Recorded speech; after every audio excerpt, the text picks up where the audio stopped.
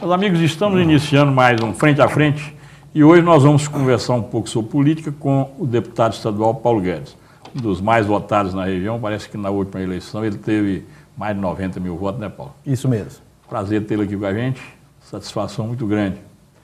Prazer é meu, eu que agradeço, Jorge. Até porque esse ano, 2014, é ano de política, né? Então nós temos que conversar sobre política. Com certeza. Até para esclarecer o povo, né? Tirar as dúvidas, né? Mas é um prazer tê-lo aqui. Eu que agradeço a oportunidade de, mais uma vez, participar aqui do seu programa. Ô Paulo, você perdeu a eleição para o Rui. O que você achou do primeiro ano de mandato dele? Se fosse você, seria melhor? Eu estou esperando a administração dele começar, porque ainda não começou, né? O que a gente tem visto nesses 11 meses é a continuidade de um desgoverno que já vinha na cidade e que tem piorado em todos os sentidos, né? A área de saúde não funciona. A única coisa que a gente viu que aconteceu nesses 11 meses foi briga. Ele conseguiu comprar briga com a cidade inteira, né? Briga com os médicos, briga com a Santa Casa, briga com os hospitais, briga com os funcionários públicos, briga com os carroceiros, briga com o lavador de carro, mas resultado administrativo a gente não viu nenhum ainda, né? Briga com os presidentes de associações, das comunidades rurais, enfim, conseguiu brigar com todo mundo, briga com a Câmara de Vereadores, mas faltou e não temos um resultado prático de nada, de nenhuma área dessa administração ainda. Então, para mim, ela não existe, ela não começou ainda. A desculpa dele é que ele encontrou a prefeitura muito desorganizada, devendo muito, com muita gente, muito lotado, muita inchado. Você acha que isso é desculpa? Eu acho que não, até porque ele ganhou a eleição em cima disso. Ou seja, a prefeitura, na época do Tadeu, tinha 7 mil contratados. E esses 7 mil contratados viraram 7 mil cabos eleitorais do Rui. E ele reuniu com cada setor na educação, na saúde, e garantiu para esses 7 mil servidores que se ele ganhasse, todos continuavam na prefeitura. E esse foi o motivo da minha derrota, porque eu fui sincero, eu falei que precisava fazer um enxugamento. Então ele prometeu deixar todo mundo na prefeitura, mas no primeiro dia ele descumpriu esse compromisso que ele fez com esse servidor. Ele demitiu todo mundo, então ele já tem a economia. Ele mesmo está se gabando que a prefeitura já está com quase 100 milhões em caixa, né? Agora, é uma situação que a gente não compreende, né? Se ele conseguiu economizar, se ele conseguiu juntar 100 milhões, por que tanta briga para endividar o município, né? Por que se tem 100 milhões em caixa e essas obras não iniciam? Por que não tapa os buracos da cidade? Por que não inicia o asfaltamento das ruas que ele prometeu asfaltar 100% da cidade, né? Você já tem 100 milhões em caixa, 100 milhões é muito dinheiro, dá para fazer muita obra. Então, está aguardando o quê? O ano eleitoral para torrar com obras eleitoreiras? Como a gente já conhece um pouco dessa história de administrações anteriores, eu acho que esse não é o caminho, né? Então, está difícil essa situação. Conversa-se nos bastidores da cidade que a mulher do prefeito, a Raquel Muniz, é candidata a deputado federal. Você acredita que ele tem a coragem de lançar a mulher candidata? Depois da experiência já de Tadeu e de Jair? Um pouco mais grave, né? A conversa que nós estamos vendo é que vai lançar a esposa federal e a irmã estadual. Ou seja, ele está conseguindo ser mais ousado do que Jairo e Tadeu nesse quesito de utilizar-se da prefeitura para interesses pessoais, né? Eu acho que Montes Claros não suporta mais isso. Mas você acha que o povo aceita uma dessa, mais uma vez? Eu acho que não, gente. Depois de uma experiência dessa, né, que você transformou a prefeitura de Montes Claros num cabide de emprego, que começou com o Jairo, naquela experiência de fazer a Ana Maria deputada, né? Quase que ali começou a quebradeira da prefeitura de Montes Claros, né? Aí Tadeu seguiu o mesmo objetivo do Jairo, inchou a prefeitura com 7 mil funcionários, 7 mil cabos eleitorais para fazer o filho deputado estadual, né? Agora o prefeito fica um ano sem fazer uma única obra na cidade. 7 mil contratados, né? Fora os concursados. Fora os concursados, 7 mil contratados, né? Aí agora o prefeito fica um ano, segundo ele, juntando recursos, né? E agora começa-se esse zum, zum, zum na cidade que vamos ter 2 candidaturas a deputado federal e estadual da família do prefeito. Isso é muito grave. A cidade, Montes Claros, não suporta isso mais, né? Acho que a cidade, nessas eleições passadas, ela já deu uma guinada de mudança, né? O próprio Rui, né, ele se travestiu de mudança. O discurso dele também, né, 44% da população de Montes Claros votou em mim, que até então era um desconhecido aqui em Montes Claros. Né? Quando eu comecei a minha campanha eleitoral em julho, faltando 3 meses para as eleições, eu tinha menos de 1% nas pesquisas. E eu venci as eleições do primeiro turno. E nós só perdemos a eleição do segundo turno porque juntou todos contra a gente. Todos os 6, nós tínhamos 6 candidatos a prefeito. Dos 6, os 5 os outros 4 que não foram para o segundo turno, todos apoiaram o Rui. Né?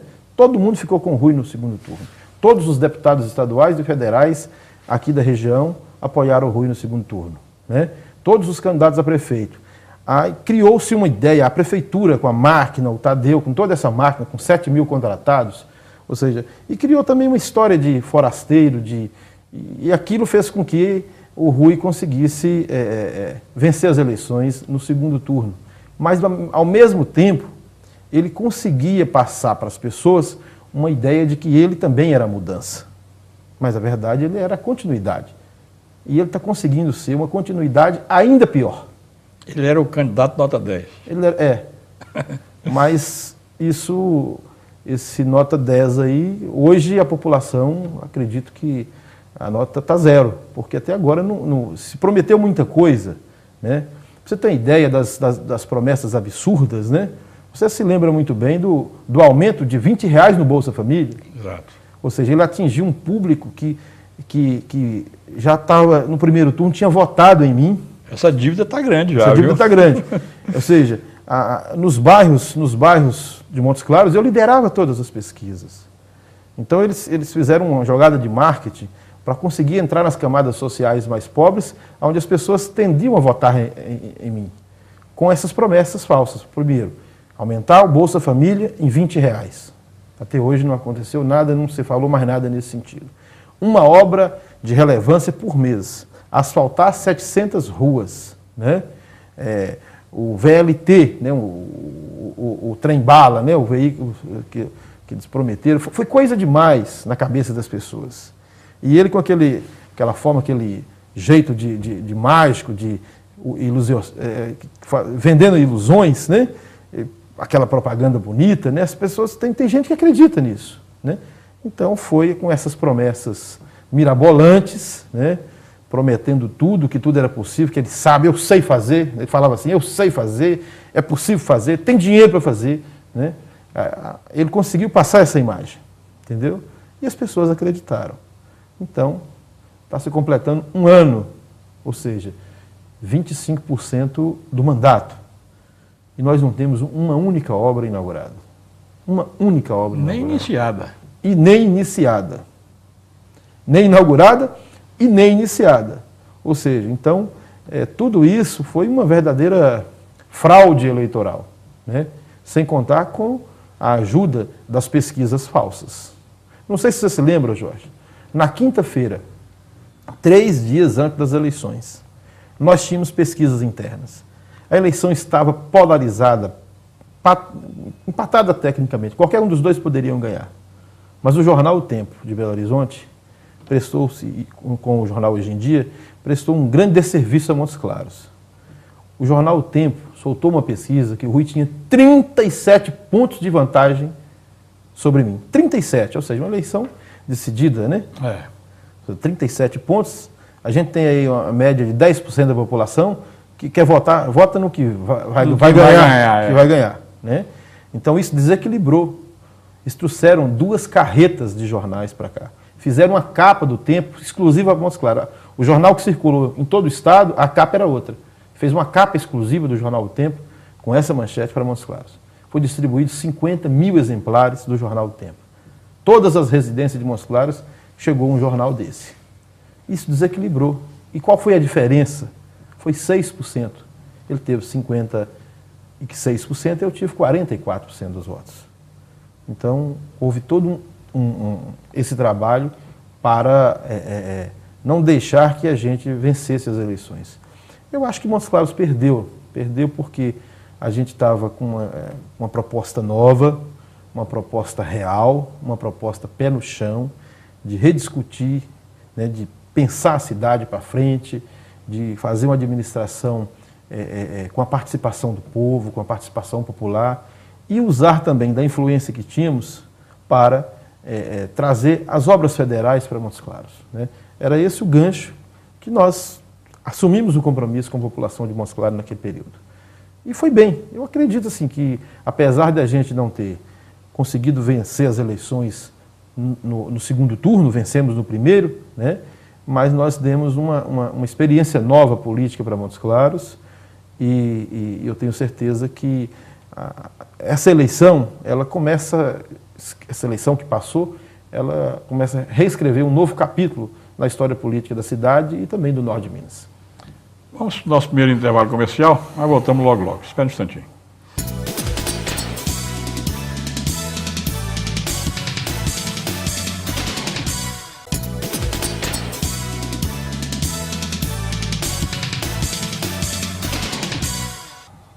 Estamos de volta com o deputado Paulo Guedes. Ô Paulo, e outra conversa que tem na política de Montes Claros é que você sai o ano que vem para federal, verdade? Não, isso não é verdade, não. Eu estou trabalhando para ser candidato à reeleição a deputado estadual. Tem sido esse o meu trabalho na região inteira. Eu nunca chamei nenhum apoiador, nenhum prefeito, nenhuma liderança para falar que eu tinha mudado para deputado federal. Isso existe em algumas colunas sociais, algumas pessoas que soltam isso, mas essa discussão nós nunca fizemos ela. Tem fundamento ou não? Ainda não tem fundamento. Aliás, não tem fundamento, né? Você continua estadual? Continua estadual. E como é que está a sua posição para a reeleição? Estou trabalhando muito, né? Eu, além de Montes Claros, eu cuido de mais 100 cidades na região. É uma luta de você rodar isso tudo, né? Norte de Minas, parte do Jequitinhonha, uma parte do Noroeste. Mas... Você leva a vantagem de ser um deputado do PT, né? Sou um do PT da região, sim. Da região. Então, a tendência é nós estamos fazendo um trabalho para que a gente possa ampliar ainda a nossa votação. Eu já sou o deputado mais votado do PT do Estado. Eu tive 92.710 votos na última eleição, né? E aí ampliamos muito. Na eleição passada eu tinha apoio de 10 prefeitos, agora nós temos 32. Parece que na primeira eleição você teve 50 e poucos mil votos, né? Na primeira eu tive 46. E passou para 92. Eu dobrei, né? De uma para outra eu dobrei, né? Não sei se vou conseguir fazer a mesma coisa, né? Estou trabalhando a gente trabalha para aumentar ou para manter, né? Mas você não acha que o norte de Minas está precisando de deputado federal aqui da região, não? Basicamente, nós temos o quê? O Jairo e o Humberto, que na verdade são suplentes, né? Eles assumiram... são suplentes. A partir de janeiro não são deputados mais. Aliás, os suplentes já voltaram, né? Nesse momento, Jairo e Humberto não são deputados. Nesse momento, eles estão fora da Câmara. Mas é isso para a região... Os secretários voltaram para poder pegar as emendas. Ou seja, estão sem mandato, né? Isso para a região é muito ruim. Muito ruim. É uma discussão que a gente precisa fazer, né? Tem uma série de outras coisas que a gente precisa discutir. Eu acho que é um bom tema para a sociedade norte-mineira começar a pensar também, de ter nomes para disputar, nomes com reais chances, com boas propostas. Porque o norte de Minas teria condição, só com a votação do norte de Minas, de eleger pelo menos 4 deputados federais da região. Com certeza. E ficar dependendo dos de fora, ainda que os de fora atendam, o seu deputado federal, por exemplo, é o Gabriel, né? Um dos. Eu tenho várias dobradas, né? A dobrada principal é o deputado Gabriel Guimarães. Pois mas não é da região, né? Ainda que te atenda e atenda a região em alguma coisa, não é a mesma coisa que se fosse um deputado daqui da região, você não acha, não? É verdade. Assim, nós precisamos de pensar isso. Agora, isso a gente precisa fazer, precisamos ter alguns movimentos que caminhem nesse sentido. Realmente a representatividade norte-mineira é muito fraca, inclusive na Assembleia. Nós temos uma bancada de deputados estaduais... Mas na Assembleia é 10% da Assembleia. Pois é, a bancada do Norte, mas a bancada do Norte às vezes peca muito na defesa das coisas importantes para o Norte. Por exemplo, Agora mesmo, quando o governador vetou a minha emenda no Código Florestal que redistribuía o ICMS ecológico em Minas Gerais. Isso foi um absurdo, a falta de apoio, né, que nós não tivemos. Os deputados da região? Os deputados simplesmente votaram, mas não me ajudaram a enfrentar não fizeram força. Fizeram um jogo, né? Mas não me ajudaram, eu fiquei sozinho enfrentando. E o que a região ia ganhar com essa emenda sua? Só para você ter uma ideia, 1% do ICMS ecológico de Minas Gerais, 1% de tudo que se arrecada em ICMS se transforma em ICMS ecológico. E ele é redistribuído para o Estado, para os municípios, com os seguintes critérios. 45,45% desse 1% vai para os municípios que têm rede de esgoto, estação de tratamento, coleta seletiva de lixo. Só os municípios ricos têm. Ou seja, o dinheiro vai para os ricos. Vai para os ricos. Outros 45,45% vai para os municípios que têm unidade de conservação, que são os parques, que deveria vir para o norte de Minas. Os parques estão todos aqui, mas não vem para cá também não, porque eles colocaram na lei um tal de fator de qualidade, que é um negócio absurdo e inaceitável, Jorge. O fator de qualidade quer dizer que uma árvore que nasce em Belo Horizonte vale mais do que 10 mil árvores que nascem num parque no norte de Minas. Isso é inadmissível. E apenas 9,1% vai para os municípios que têm mata seca. A minha emenda mudava isso, redistribuía isso de acordo com a preservação ambiental. Nós mudamos o item mata seca, que saía de 9,1 para 33,33. Nós íamos aumentar 4 vezes mais a arrecadação de ICMS ecológico de todos os municípios do norte de Minas que têm mata seca. Né? E o governo teve a coragem de vetar isso. Quer dizer, a Assembleia aprovou. Aprovou. E o governo vetou? Vetou. Ou seja, a Assembleia aprovou por unanimidade. O governo vetou e mandou a ordem para a base, para manter o veto. E aí eles voltaram atrás. Fiquei sozinho na defesa da região. Aí o que acontece? Mas você não divulgou isso aqui na região? Divulgamos, mas a imprensa, você sabe como é que é a grande imprensa hoje em Minas Gerais, ela não publica tudo. Se você me falar isso, meu programa está à sua disposição. Pois é. Graças a Deus, meu programa é independente. Viu? Claro, eu estou falando assim, eu tentei, não sei se você viu, eu fiz panfleto, eu fui para as reuniões da AMANS, eu fiz tudo que podia fazer dentro dos meus limites, né? Agora, fico feliz em saber que você coloca no seu programa para a gente discutir um tema tão importante. Só para você ter uma ideia, Jorge, Januária tem 400 mil hectares de parque. E é os parques mais importantes do estado. E vou explicar por quê. Parque Nacional do Peruaçu, você já ouviu falar. Conheço mais. Que é uma das maiores riquezas naturais do Brasil. A APA Pandeiros, que é o berçário de reprodução do Rio São Francisco. Conheço também. Você conhece também? Conheço. Conhece, né? E aí tem uma série de outros parques, veredas. Resumindo, eu tenho o Coxá Gibão. Resumindo, Januária tem quase 400 mil hectares de parque, e o Bonito de Minas, mais de 400 mil hectares de parques. Só Bonito de Minas e Januária tem quase 1 milhão de hectares de parque, fora as outras áreas preservadas do município. Você sabe quanto que Januária e Bonito recebem de ICMS ecológico? Não faço nem ideia. 3 mil reais. 3 mil reais? De ICMS ecológico, por mês. 3 mil. Mas Confins, aliás, Confins, na região metropolitana de Belo Horizonte, tem lá uma pequena faixazinha aí de poucos hectares de uma área perto ali do aeroporto de Confins, que não chega a 3 mil hectares e recebe 50 mil reais por mês. Porque a árvore que nasce em Confins, em Belo Horizonte, no sul de Minas, no Triângulo Mineiro, no Vale do Rio Doce, os ambientalistas de Minas Gerais, que estão lá no ar-condicionado, no bem bom, entendem que as árvores lá têm mais valor do que a árvore do norte de Minas. E a nossa bancada e os nossos prefeitos. Você acredita que eu fui na reunião da AMANS, pedi aos prefeitos para me dar força, para ir lotar a Assembleia Legislativa no dia da votação do veto? Sabe quantos prefeitos apareceram lá? 4. Mesmo assim, caladinhos. As pessoas têm medo, porque aqui se acostumou, né? A política do norte de Minas, nós precisamos dar um choque aqui nessas pessoas, para eles acordarem. Aqui, você pega nos últimos 11 anos do governo de Aécio Anastasia, me fala uma obra relevante que esse governo trouxe para Montes Claros? Uma só. Você lembra? Para Montes Claros, mas para a região trouxe, né? Não. Vamos por parte. Montes Claros, a quinta maior cidade do estado. Estação de tratamento de esgoto. Hã? Estação de tratamento de esgoto. Foi financiada pela Caixa Econômica Federal com recursos subsidiados. Mas foi a Copasa que fez. Não funciona? Tem muita queixa da estação. Diz que em volta o mau cheiro ninguém aguenta, né? Você passa lá, ué. Em volta não. Quase 5 bairros de Montes Claros estão afetados por aquilo ali. Nunca funcionou. Né? Nunca funcionou. Mas foi. E é uma você obra... acha que é defeito de quê? De construção, de execução? Hein? É defeito de toda... Deve ter uma série de defeitos. Eu não sou engenheiro, não. Mas qualquer pessoa que passa ali sabe o que não funciona. Primeiro que... Basta ter olfato, né? Basta ver o mau cheiro que incomoda quase que 20% da cidade. Aquela região inteira ali.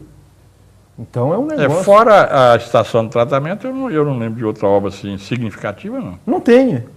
E a estação de tratamento, ela é uma obra... No governo do Atos, o asfaltamento ali da avenida que vai para o aeroporto. Mas isso é uma obra de 5 milhões de reais, isso é obra para o estado de se gabar? É para a cidade igual Montes Claros? Cidade igual Montes Claros? O governador foi em Uberaba agora e deixou lá um gasoduto de 1 bilhão e 600 milhões de reais. O que trouxe para cá? Pois é, mas o governo de Minas disse que foi eles que trouxeram Alpargatas, que é uma obra, que é uma indústria importante para Montes Claros. Mas isso não é obra não, gente. Isso é um investimento privado, isso não tem um tostão do governo. E financiado também pelo BNDES. Ou seja, eles estão pegando carona, como eles não têm nada para falar, até uma indústria que vem para cá, eles querem colocar isso como obra. Isso não é obra não, isso é investimento privado.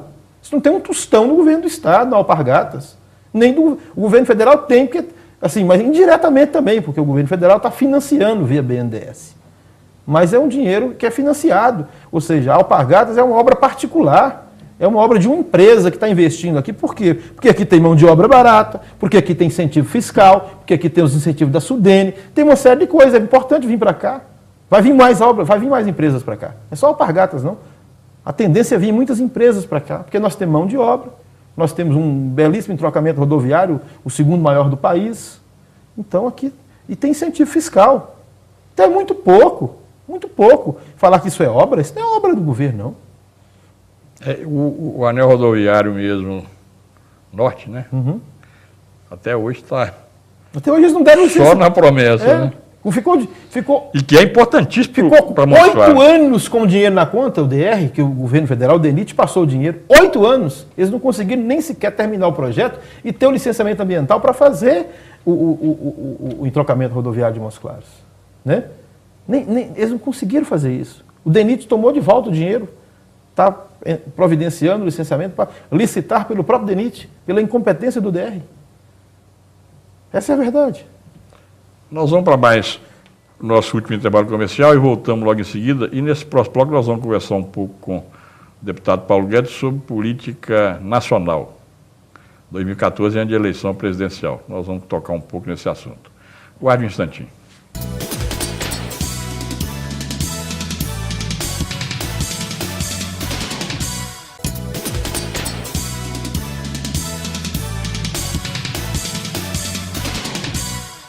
Estamos iniciando o nosso último bloco da entrevista com o deputado estadual Paulo Guedes. Vamos conversar um pouco agora com ele sobre eleição presidencial. 2014, ano de eleição, é bom a gente conversar um pouco sobre isso para que o eleitor fique um pouco esclarecido. Ô Paulo, na última eleição presidencial, a presidente Dilma Rousseff ganhou em Minas. Você acredita agora com a ex-presidente ela consiga repetir isso? Eu acredito que nós teremos, primeiro, as pesquisas, as últimas pesquisas, por exemplo, o Datafolha já deu a presidente Dilma com 47% e a soma dos outros candidatos, né, não chega a 30%. Né? Ou seja, com uma ampla frente no país inteiro. Em Minas, nós podemos ter uma eleição mais polarizada pelo fato dos dois candidatos ser mineiros, a Dilma ser mineira e o Aécio também. Né? Isso vai muito de região. Por exemplo, norte do estado, Vale do Jequitinhonha, eu tenho certeza que aqui a Dilma ganha do Aécio. A Dilma ganha do Aécio aqui disparado, na nossa região. né? Até porque o governo do Aécio abandonou essa região, o Anastasia também, né? Até as bandeiras, as coisas importantes, por exemplo, domingo nós vamos comemorar o Dia dos Gerais, que foi uma conquista de todo o movimento. Lá em Matias Cardoso. O Movimento Catrumano, um projeto de lei que eu apresentei, que eu consegui mudar a Constituição do Estado de Minas Gerais, para provar que Minas Gerais começou aqui, né? Então, Minas Gerais tem três datas, né, que estão na Constituição. O Dia de Minas, que é comemorado em Mariana, no dia 16 de julho, né? 21 de abril, dia de Tiradentes, e 8 de dezembro, dia dos Gerais. Você acredita que o governador já tem 3 anos seguidos que se comemora o Dia dos Gerais e ele não vem em Matias Cardoso? Manda representante? Ele vai em todas as outras, vai em Mariana, vai na JK, qualquer coisa que tem, vai na Santos Dumont, nas outras, que não são nem previstas na Constituição, essas outras medalhas. E ele não vem, é um desprestígio, é uma falta de respeito com o Norte de Minas, entendeu? Parece que aqui é o seguinte, aqui eles instalam, fica aqui 2 anos sem vir aqui, aí vem, traga 50 ambulâncias, estala o dedo, vê os prefeitos tudo rindo para receber uma ambulância, como se fosse uma grande obra, entendeu? Eles aprenderam a tratar a nossa região com migalhas, entendeu? E nós não podemos aceitar isso. Então, esse movimento está crescendo aqui, né? Há um desrespeito completo do governo do Estado com essa região, né? Principalmente com os Claros, como eu falei no bloco anterior. Então, é uma região que, na eleição passada, a Dilma teve, em média, de 75% a 80% dos votos. E eu acredito que nós vamos trabalhar para manter essa média que a presidente teve aqui no Norte e no Jequitinhonha. Mas você acha isso possível mesmo com a Aécio candidato? Mesmo com a Aécio candidato. Mesmo com a Aécio candidato. Que discurso que eles vão ter para o Norte do Estado? Aliás, para Minas Gerais, porque tem uma coisa aí que ninguém ainda não se atentou para ela, né? O Aécio vende uma ideia para o país inteiro de um choque de gestão que é uma mentira. O choque de gestão é uma mentira. Eles quebraram Minas Gerais. Quando o Aécio assumiu o governo, em 2003, a dívida de Minas era 13 bilhões. Eles elevaram a dívida mineira para 93 bilhões em 11 anos. Só de empréstimos internacionais são quase 25 bilhões de dólares que eles pegaram. Proacesso, Caminho de Minas, essas obras, cidade administrativa, tudo feito com dinheiro emprestado. Tanto que está aqui a manchete do Hoje em Dia de hoje. Dos Caminhos de Minas, que estava previsto executar até o final desse ano 8 mil quilômetros de asfalto, fez 41. Não tem dinheiro.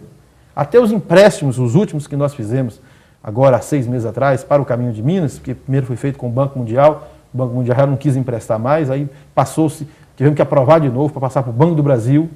O Banco do Brasil liberou uma parte, parece que não está vendo que não tem condições e está um pouco parado. Mais do que isso, sabe o que o governo fez ontem? Ontem foi aprovado na Assembleia o confisco de 3 bilhões e 500 milhões de reais do Fundo de Aposentadoria dos Servidores para cobrir rombo. Dinheiro que é intocável. Veio a recomendação do Ministério da Previdência Social que esse dinheiro não pode. Passou o trator com a maioria que tem na Assembleia e pegou 3 bilhões e 500 milhões de reais do Fundo de Pensão dos Servidores do Estado. Esse Estado está quebrado, Jorge. Eles conseguiram quebrar esse Estado. Tá? Só não falta dinheiro para uma coisa, para a publicidade oficial, para vender a imagem do Aécio fora do Brasil, fora do Estado, para o Brasil inteiro. Mas a eleição presidencial, ela não é uma eleição só em Minas que eles conseguem controlar a imprensa, controlar tudo, não. Isso vai começar, essa caixa preta vai ser aberta. Mas aqui no Norte de Minas, o Aécio, ele, nessa área de asfalto, por exemplo, todos os municípios hoje da região praticamente têm asfalto na porta. Feito com um empréstimo internacional, que o próximo governador vai começar a pagar, o próximo governador. Todos esses asfaltos começarão a ser pagos em 2015. Ou seja, fez tudo isso, mas deixou uma bomba para o futuro, né? Ele não teve capacidade de fazer gestão com recurso próprio. Aí é a falácia, né? E quem que você acha que pode ser o próximo governador? Eu acho que vai ser o Fernando Pimentel. Lidera todas as pesquisas, é um bom gestor, foi um ótimo prefeito, considerado o melhor prefeito da história de Belo Horizonte, né? está fazendo um belíssimo trabalho no Ministério do Desenvolvimento, né? Basta você olhar a forma como é que está sendo conduzida, né, as parcerias público-privadas do governo federal. Só para vocês terem ideia do entreguismo que é os tucanos, o Fernando Henrique vendeu a Vale do Rio Doce por 3 bilhões e meio. 3 bilhões e meio. Ela vale hoje 350 bilhões de reais. Por esse mesmo valor, na época, eles queriam entregar a Petrobras. A Dilma fez agora um leilão, uma concessão do aeroporto de Confins e do aeroporto do Galeão. Só o aeroporto do Galeão, que ela não entregou tudo, entregou só 51%, 49% continua sob domínio do governo, foi quase 20 bilhões de reais, 19 bilhões de reais. Ou seja, 5 vezes mais o governo federal arrecadou pela venda da metade de um aeroporto, 5 vezes mais do que Fernando Henrique entregou a Vale do Rio Doce. Você vê que há uma diferença. Quando a gente falava que as privatizações dos tucanos eram para entregar o patrimônio... Mas, na verdade, o que o governo PT está fazendo hoje é privatização do mesmo jeito. Só mudou o nome para concessão. Mas é diferente, é com respeito. Como é que você entrega uma Vale do Rio Doce, que era um patrimônio do povo brasileiro, que vale 300 bilhões Paulo, por 3 bilhões? Paulo, isso é muito discutível, porque a Vale, quando era estatal, dava um prejuízo louco para o governo. Hoje ela paga, parece que é 9 bilhões de Mas imposto. o mesmo discurso, vocês falavam da Petrobras, e por que a Petrobras agora não dá prejuízo para o governo? A conversa que se vê Por que a Petrobras só valia naquela época 3 bilhões e hoje o valor de mercado da Petrobras é quase 400 bilhões? Por quê? Porque o governo investiu. O governo fez mudanças, estratégia nessas empresas. Ô, Paulo, por isso que elas passaram a ter valor. Vamos deixar para discutir esse assunto em outro programa, porque o nosso tempo está curto. Eu quero discutir com você política. Você acha então que o Pimentel tem chance de ganhar do governo de Minas? Com certeza. Né? O governo é muito forte, hein? Muito forte em que quesito? É muito forte na propaganda. Diz, por exemplo, que o PT, não tem ninguém no PT querendo ser candidato a senador para disputar com a Anastasia. Não tem isso. É o que eu tenho lido na imprensa. Não, porque só tem uma vaga. E que essa vaga não seria já é do PT, porque essa vaga é do PMDB. O PMDB está na nossa coligação. Ou seja, não tem ninguém do PT, porque essa vaga está destinada para alguém do PMDB, que pode ser o Josué, que pode ser o Clésio Andrade, que pode ser um outro nome do PMDB.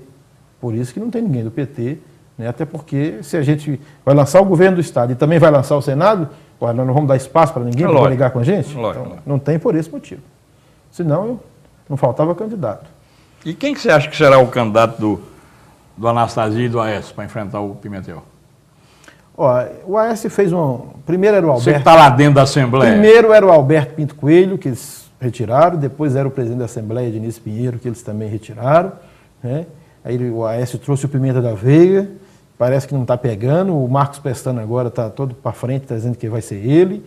Né? Eu acho que esse negócio do Aécio trazer o Pimenta da Veiga para cá pode ser uma jogada. Quando chegar em abril ele vê que não tem chance na eleição presidencial, ele voltar para ser o candidato. A governador? Eu também, ainda, muita gente comenta que isso pode acontecer. Eu também já pensei nisso. Mas será que ele faz isso? Eu acho que se ele fizer vai ser um erro, vai ser o fim da carreira política dele. Porque se ele disputar para presidente da República e perder, não é problema nenhum. Pode perder uma, pode perder duas, pode perder três. Lula perdeu três. Lula perdeu três. E foi o melhor presidente da história do Brasil. Entendeu? Eu acho que se mesmo ele candidatando a presidente e perdendo, ele vai representar uma parcela da população, né, que pensa diferente. Né? E ele pode crescer para 2018? Pode, né? Pode. Porque em 2018 a Dilma não pode ser candidata à reeleição e o Lula já vai estar bem velho, né? Mas está firme, viu?